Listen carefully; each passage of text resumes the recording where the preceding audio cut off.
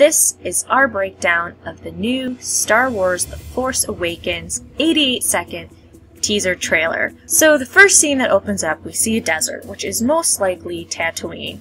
We also see what looks like brush, but it actually could be TIE fighter wreckage, it could be fighter wreckage. We don't know, we can't really tell. We see a stormtrooper pop up, and it's John, I'm going to say this wrong, Boyega.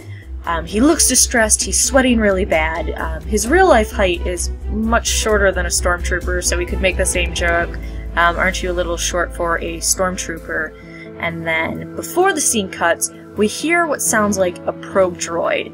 So either this is a stormtrooper that has betrayed the Empire, or more likely he was a rebel that ended up infiltrating in and he's been found out and now he's trying to escape. There's another scene where we see the stormtroopers, and there's one that's quite a few inches shorter than the rest, and this could also be John Boyega playing it, we don't know. And then my kind of guess is that he was a rebel, he was found out, that's why we hear the probe droid, and then we also see at the end of it the Millennium Falcon coming, and I'm guessing that they have come to rescue him from the planet when he is found out. This would also be a pretty cool opening scene, and I'm actually kind of hoping that this is shots from the opening scene of Star Wars.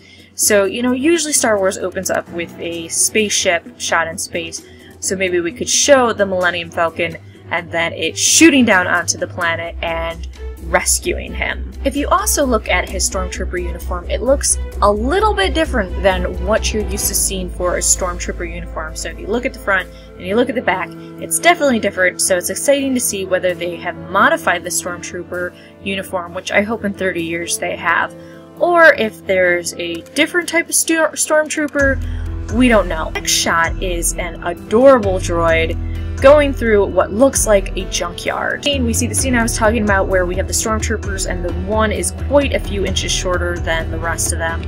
I don't know how this is going to fit in. They do have their new weapons, they're getting off, they're landing somewhere, so obviously they're going somewhere to take care of something. And a lot of people were kind of confused, going that, you know, I thought Palpatine was destroyed, I thought Vader was destroyed, the Death Star was destroyed, they got crushed on Endor. So why are there still stormtroopers, and why is this still going on? Well, just because you kill their main leader doesn't mean, I mean, the Empire was pretty far stretched. So they had lots of bases and leaders all over the place, and just because you kill Vader and Palpatine doesn't mean that everything else stops. And they're actually in the position that the rebels were in the movies, where now the Empire is kind of the one rebelling back and is the one with the pockets who are trying to assert control. And if you read the books, which I realize are no longer canon, so this could completely not tie in or anything, this was a big deal in the books after the last movie, 6. And kind of spoiler if you want to read the books, Palpatine is not dead. So Siths usually use this power, and it was more of a dark side of the Force power, and it's called transfer essence. And basically what you do is you take your consciousness and you put it into another body or an inanimate object or a clone. And Palpatine actually does this in the books, where instead of dying at Vader's hands, he puts his body into a clone, and problems are still happening. So I don't know if they're going to take the material from the book or not, but it would be interesting if, you know, Palpatine is still alive, he transferred his essence into a clone, into another body or whatever, and he is still wreaking havoc on the galaxy. The actress Daisy, she's on her racer, she's looking frantic.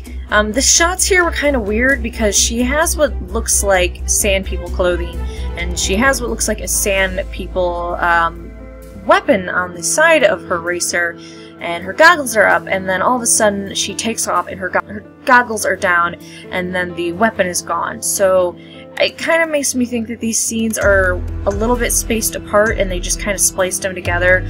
Otherwise, maybe something happened really rapidly and she had to use the weapon and then she pulled down her goggles and sped off. I'm not really sure. The next scene, holy crap, if you are a huge Star Wars fan, this is probably the moment where you like went giddy as a child or you had tears in your eyes.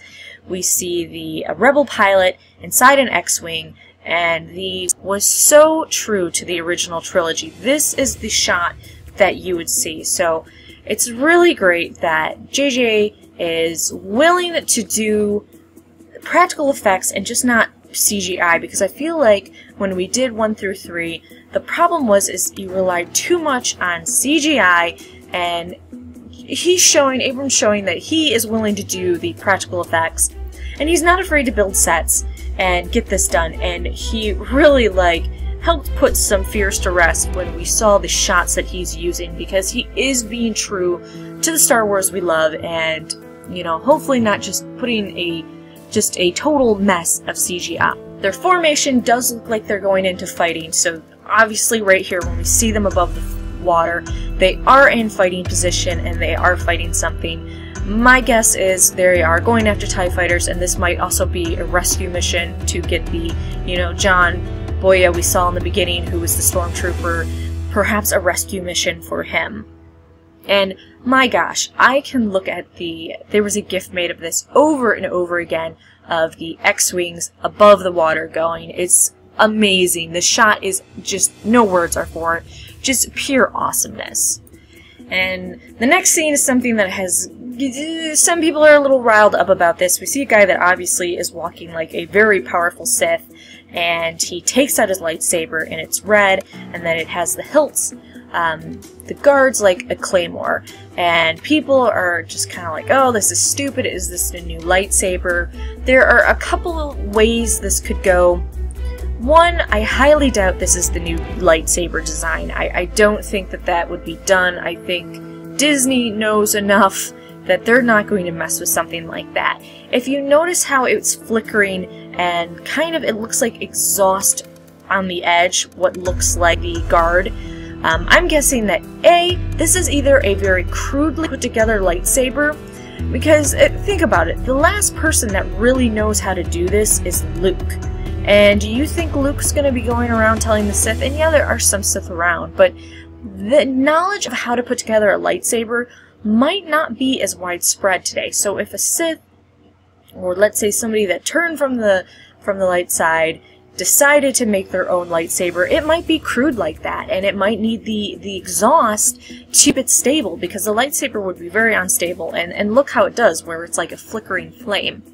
Another guess is that maybe this is an archaic lightsaber, and so obviously this guy looks like he is going for relics. So maybe he's going for Sith relics, he's going for artifacts, and maybe he found this lightsaber and very old, and it was before the practice of refining lightsabers. There's a lot of kind of guessing of who he is. He looks like a certain character from the Old Republic.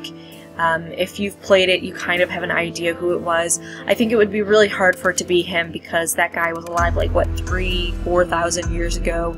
But we do know that he was put in stasis before for 300 years and then came out, and I don't necessarily think it's him, because I think it would take a lot of backstory to explain to the average viewer who this guy was. But I do think that maybe some Sith finding artifacts found his mask, because he's wearing a mask that looks a lot like Raven's. And if it's not him, then I think that maybe someone found his mask, they found maybe a lightsaber, his lightsaber something, and, he's collecting other artifacts, like we've kind of leaked, like finding Vader's helmet and things like that. So if you are totally PO'd about this lightsaber, don't be. This is most likely just a very rare lightsaber. We know in the books, and again, they might change the books, so don't take this as gospel, but Luke ends up teaching the new Jedi, the people that he trains as Jedi, how to make lightsabers, and he does do it in a more simple way because he's kind of teaching all these people, and Yoda had a more complex way, and Obi-Wan that was shown, but I don't think it would be as crude as what we see here. And it follows by another scene that probably has you super giddy. We see the Millennium Falcon, and it is skimming the surface of what we're thinking is Tatooine. It's being shot at by TIE fighters, and it's dodging, and we don't know who's piloting it. We kind of hope that it's Han, maybe Han's children, we don't know. I'm thinking that it is on a rescue mission, but, again, it's just speculation at this point.